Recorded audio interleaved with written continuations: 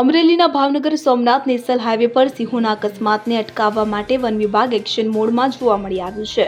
One વિભાગ દ્વારા national highway પર બેરિકેડ અને સાઇડ બોર્ડ લગાવવામાં આવ્યા છે। વન વિભાગ દ્વારા નેશનલ હાઈવે પરથી પસાર થતા વાહન ચાલકો ગતિ મર્યાદા ઘટાડવા અપીલ પણ કરવામાં આવી છે।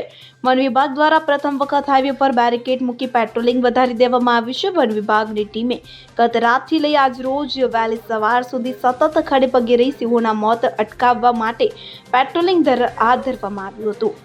નેશનલ હાઈવે સાથોસાથ રેવન્યુ વિસ્તારમાં પણ રાત્રિએ વન વિભાગ દ્વારા પેટ્રોલિંગ કરાયું હતું। ત્યારે જાફરાબાદના બાલાની વાવ, કાગવદર સહિત આસપાસના વિસ્તારોમાં વન વિભાગ દ્વારા સતત પેટ્રોલિંગ હાથ ધરવામાં આવી રહ્યું છે। ઉલ્લેખનીય છે કે ભાવનગર સોમનાથ નેશનલ હાઈવે પર 3 વન્યજીવના વાહન અડફેટે મોત નીપજ્યા હતા, જેને પગલે હવે સિંહોના મોતને અટકાવવા માટે વન વિભાગ સતર્ક બન્યું છે।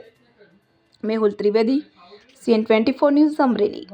હવે જુઓ દેશ દુનિયાની તમામ ખબરો તમારી આંગળીના ટેરવે। ઉઠાવો મોબાઈલ અને Google Play Store પરથી ડાઉનલોડ કરો અમારી CN24 ન્યૂઝ મોબાઈલ એપ।